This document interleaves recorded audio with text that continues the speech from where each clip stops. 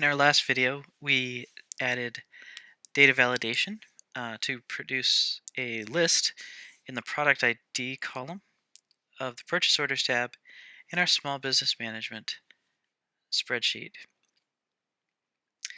We also used the VLOOKUP function to populate the product description field in the purchase orders tab of our small business management workbook.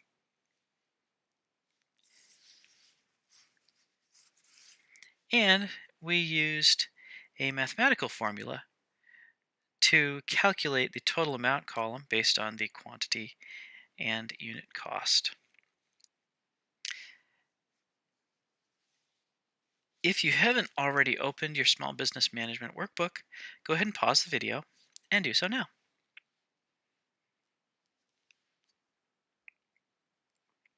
Now that you have the small business management workbook in front of you, we're going to use data validation to add a list to the vendor field in the purchase orders tab.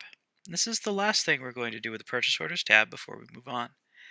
So go ahead and click and drag from C2 down to C15 to select all of the cells in the vendor column. And then go to the Data tab on the ribbon and click Data Validation.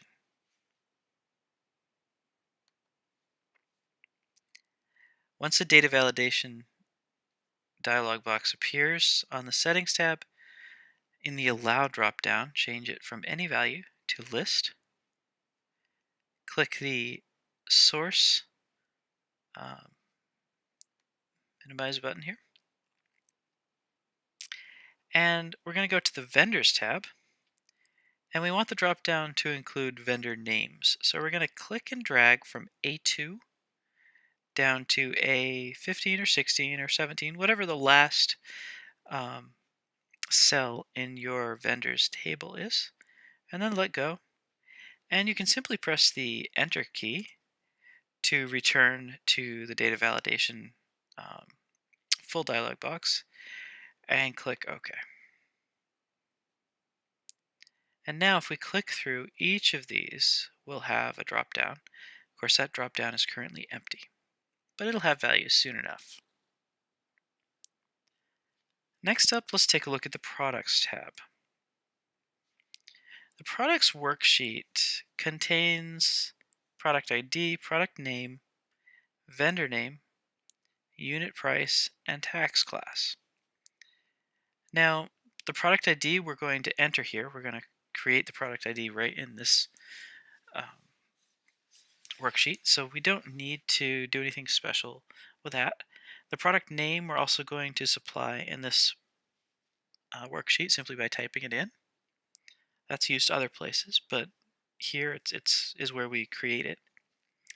Now the vendor tab, we will want to drop down for that for vendors, just like we did in the purchase orders. I'm sorry, the vendor field, vendor column. Those cells need to be populated from a drop down, so that's good. We can do that. And the unit price and the tax class. The tax class could also be populated using a drop down. So let's begin by highlighting cell C2 through C15 or whatever the last row is in your products table.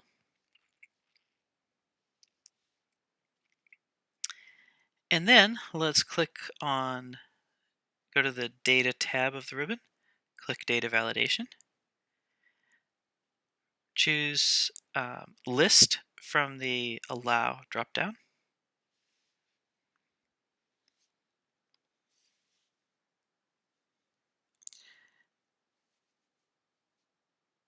Click the button in the Source field, and then click the Vendors tab.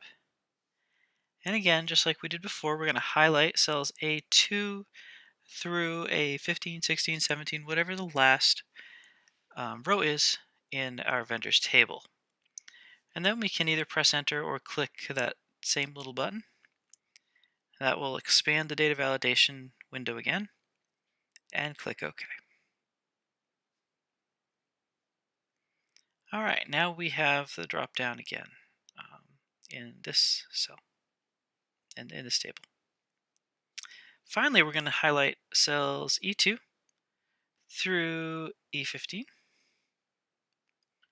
Again, Data tab, Data Validation is the button we want to click on. We're going to create another list, so Allow List.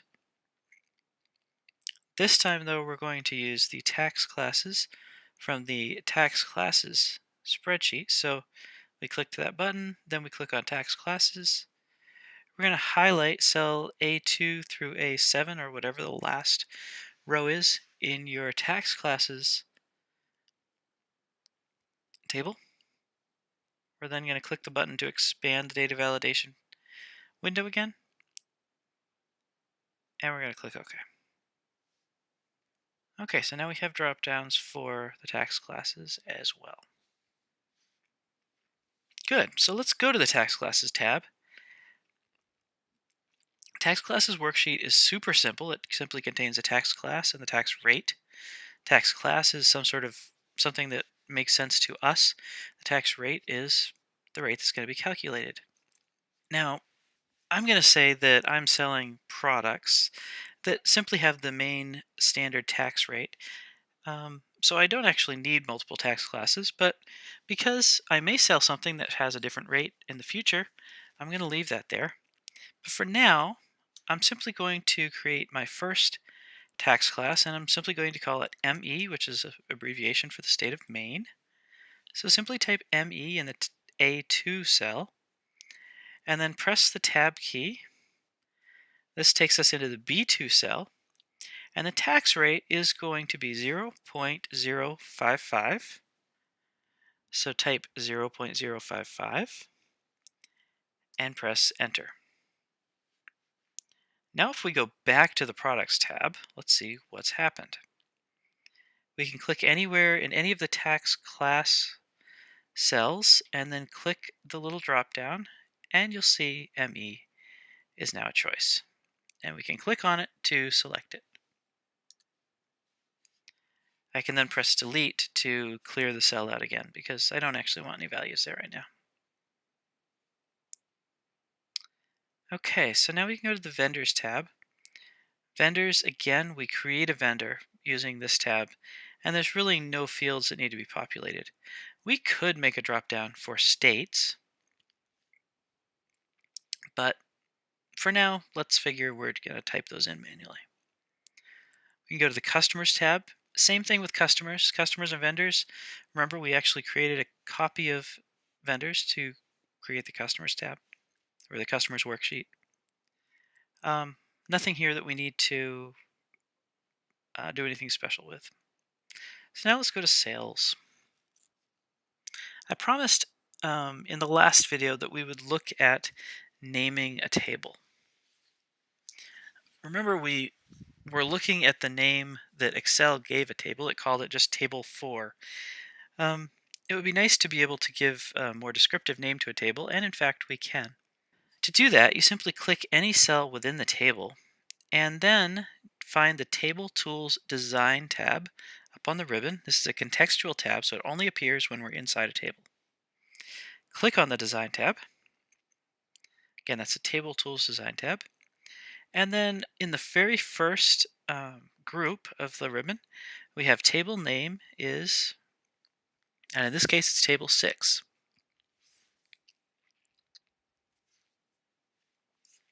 Go ahead and click in that field to highlight table 6, and then type sales table and press enter. We've now given this table a more descriptive name, so when we refer to it from other tables or from other worksheets in general, we will be able to use this name.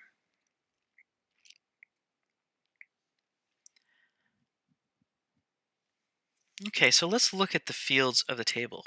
We have a customer field.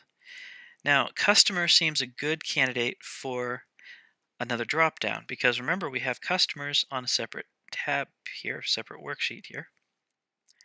So this would be a good place to use data validation to create a list. I think we should do that. Let's highlight cells B2 through B15, 16, 17, whatever is the last row in the sales table. Go to the Data tab of the ribbon, and then click Data Validation.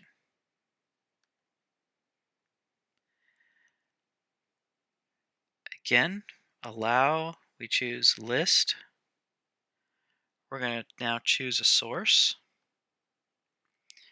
That source will be the customers table, specifically the customer name. So we're going to select A2 through A. In my case, it's 16, but whatever the last row is. Expand that again and click OK. Now we have drop downs. Now we're going to need a drop down for product ID as well. I'm going to leave that to you. Go ahead and pause the video for a second and create a drop down.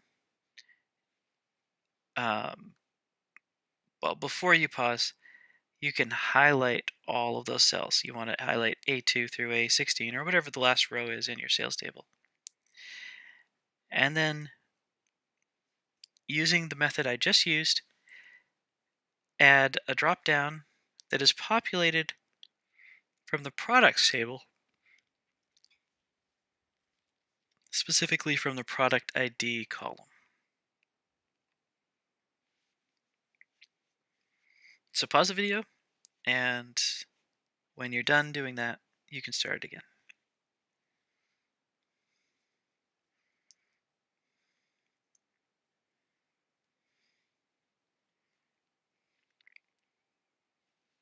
Okay. Now the product name we're going to populate from the products table as well. But this one, rather than a drop-down, is going to use the ID you selected in the C column, in the product ID column, with the VLOOKUP function to look up the product name. So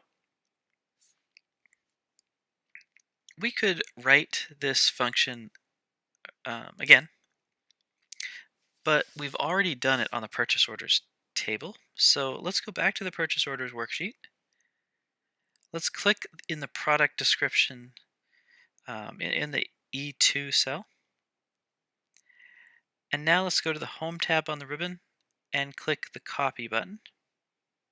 So the Home tab of the ribbon, and then click the Copy. It looks like two little pages. Now that's going to copy that formula, and then we're going to go back to the sales worksheet.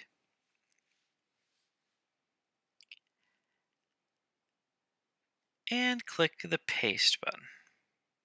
Now, we need to fix this because it's still looking at table 1. Now, it's also looking at table 4, which is good. Table 4 is the products table, but table 1 is the purchase orders table. And remember, this is the product ID. This is the lookup field.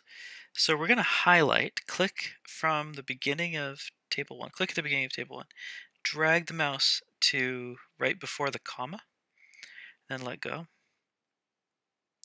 And then we're going to click the E2 cell. That's going to insert the product ID, and then we press enter. And now if you go down through the list, you'll notice they've all been updated. Cool. So you on your own added a drop-down for product ID. When you choose the product ID, it's going to populate the product name from the products table. This is good. Quantity, we don't need to do anything special with. Tax exempt is going to be either yes or no.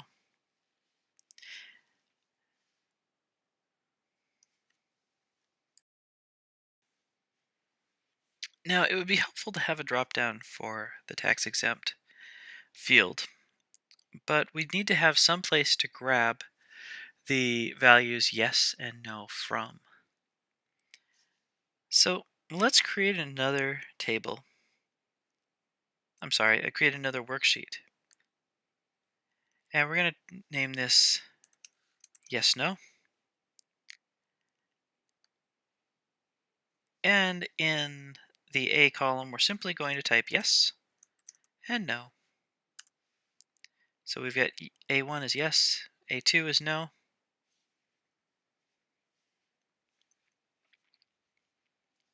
Once you've done that, we'll go back to the sales table. And we're going to highlight F2 through F15, 16, 17, whatever is the last row in the sales table. We're going to go back to the Data tab, go to Data Validation again. Allow, we're going to choose List. We're going to specify the source as the yes-no worksheet and highlight just A1 and A2. And then we click OK. And now if you click in any of these cells, you get a drop down and you can choose yes or no. We may use yes or no values again in the future, and if we do, we can use that same worksheet for that. So we have the unit price, we have the total amount. Remember the total amount is the unit price times the quantity. So let's click in click in total amount in the H2 cell. That's the first cell in the total amount column. Click up in the formula bar, press the equals key. Click the AE2 cell, which is the quantity. It inserts the code for quantity, and then type an asterisk. And click the G2 cell. That'll insert the code for unit price. And then we want to move into the next cell, so press the tab key. Total amount becomes 0. Now notice we don't have a counting format for the total amount field. So let's click the H column heading to highlight the entire H column. And then let's go to the Home tab. And in the number group, you want to click the $sign. That applies the accounting format to the total amount field. Tax class is a value that is found in the products table. We specify the tax class in the products table. Therefore, we don't actually need to specify it again in the sales table. We can simply auto-populate that from the products table. So we're going to write a formula. Let's click in the I2 cell and then click the Insert Formula button, the FX button. Under Select a Function, assuming most recently used is selected in the drop-down here. If it's not, go ahead and select it. VLOOKUP should be our first option because we just used it. So let's click OK. The lookup value in this case is going to be the product ID. Why? Well, because that's how we determine which product we are selling. So let's click the button in the lookup value field and then click the C2 cell to select the product ID. And then click the button to expand the function arguments dialog again. Next, we ask what table are we looking in? So click the button in the table array field, go to the products table, and highlight A1 through E15, and then click the button to expand the function arguments dialog again. Click column index num. Remember, this is the column number in table array from which the matching value should be returned. We want the tax class column. So the question is, what number is that? So let's go to the products table again. So if product ID is 1, product name is 2, vendor is 3, unit price is 4, tax class is 5. Okay, so now let's remove whatever is in the column index num and simply type the number 5. Finally, are we looking up a range or an exact, are we looking for the closest match or an exact value? Remember, the product ID should be an exact value. So let's type false there. As this says, to find an exact match, use false. And then click OK. And there we go. The tax class field is now being populated from the products table. Now, because we have no product ID selected, there's an NA in the tax class field. That's okay. Next up, the tax rate. The tax rate, as you may recall, is found in the tax classes table. That also is going to be a VLOOKUP because we're going to look up the tax class here in the tax class column here to find the tax rate. Okay, so let's go to the insert function button again. Again, VLOOKUP should be the first under select a function, as long as most recently used is selected from the dropdown, which it is by default, or should be by default. If it's not, go ahead and click on that dropdown, and then choose most recently used. Or, as we saw before, you can always use the search function to search for VLOOKUP. So after selecting VLOOKUP, click OK. The lookup value is going to be the tax class here. So let's click the button in the lookup value field, and then click on cell I2, and then click the button to expand the function arguments dialog again. The table array is going to be our tax classes table, so let's click the button in the table array field,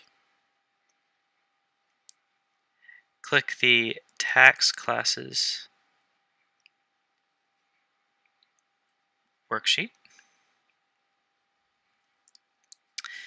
Now we're going to highlight the entire tax classes table and then expand the function arguments dialog again.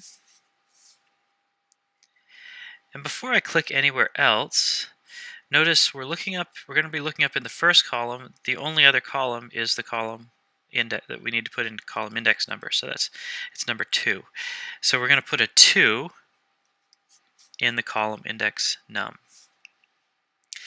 Finally, again, we don't want the closest value. We want to only find exact matches. So in the range lookup, we're going to type false. And click OK. We have NAs again.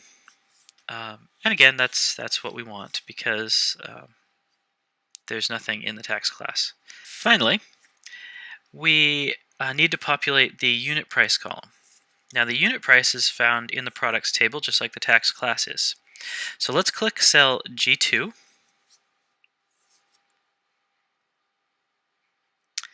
and then click insert function.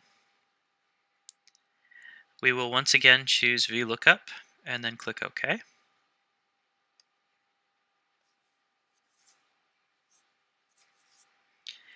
The lookup value is once again going to be the product ID.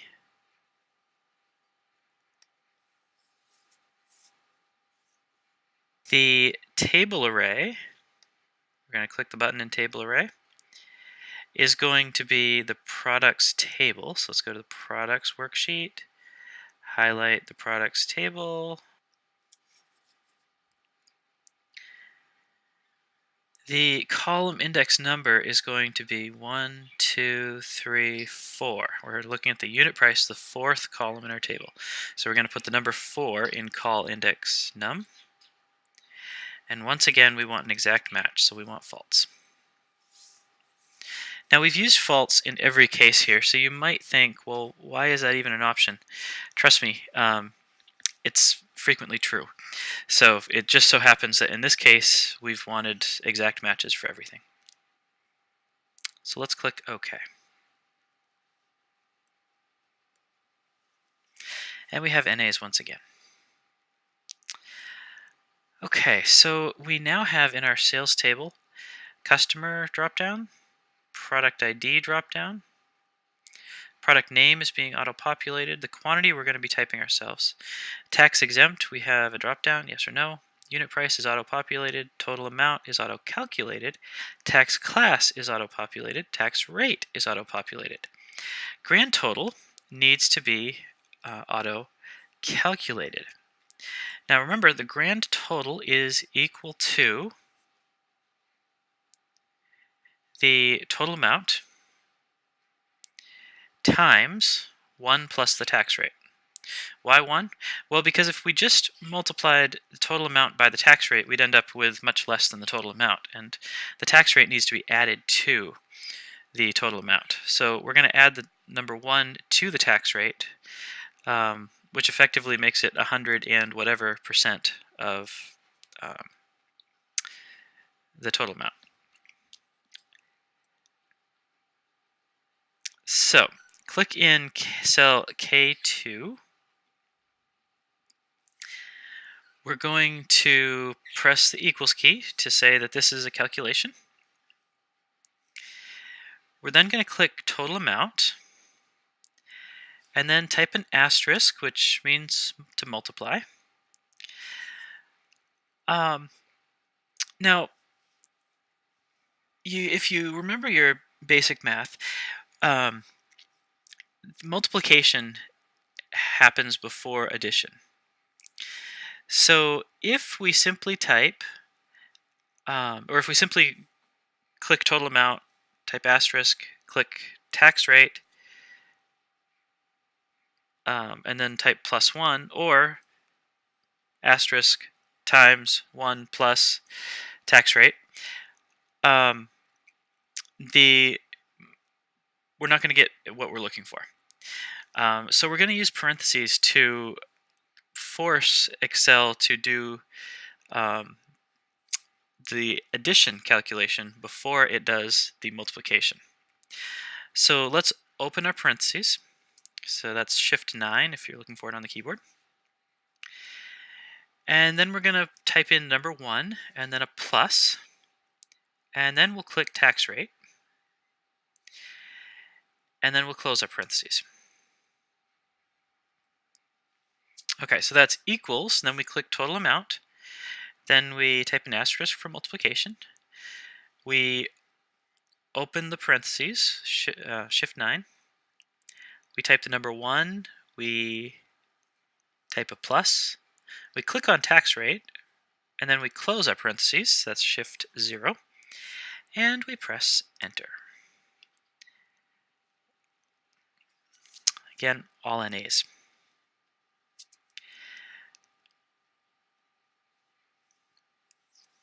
But because we have all NAs in our table, we're expecting that. Now, you may have noticed I missed something. I actually did that on purpose. The tax exempt dropdown isn't being used at all. What do I mean by that? Well, it doesn't matter what I choose for tax exempt. The tax rate is going to show up based on the tax class, and the grand total is going to include that. So why bother to have a tax exempt option? Well, that's a great question, and the answer is exactly. So let's we're going to add a logical statement to determine whether or not to calculate a tax rate, or whether or not to show a tax rate. So let's click in the J2 cell,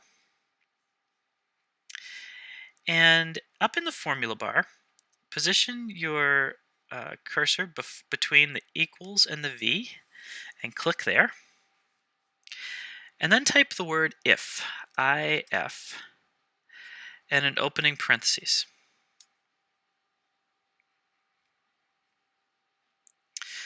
So you'll see in the little tooltip that appears below the formula bar, it says if logical test, comma, value of true, comma, value of false. So the first thing we need to put here is our logical test. Well, what we want to do is the tax rate needs to be 0 if tax exempt is true. Otherwise, the tax rate is going to be calculated or determined from the VLOOKUP. So our logical test is if tax exempt, so we click the F2 cell, and then we press equals, and now we need quotation marks.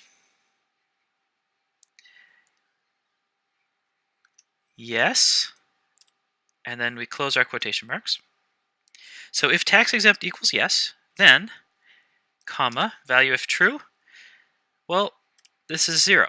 The tax rate is 0 if tax exempt is yes. Otherwise, so now we need another comma, value of false is going to be the VLOOKUP. Now we click at the end, and we need to close our parentheses. So everything from here to here is arguments for our if function. Arguments are simply pieces of information that we give our if function. So again, what this is saying is if tax exempt is true, is yes. If it equals the string yes, the simple word yes. And we need quotation marks around strings, around words, okay? Then we put a comma, and then we have the value if that's true. If tax exempt is yes, well, the value is 0. Comma, our last argument is value if false, and the value if false is going to be the result of our VLOOKUP. Now that's called a nested function, and it's kind of cool. You're nesting functions together. You're taking two functions and making and doing something more powerful with those two functions.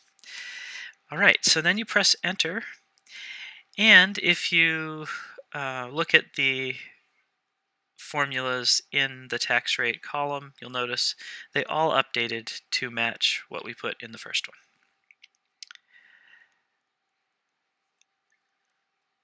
Okay.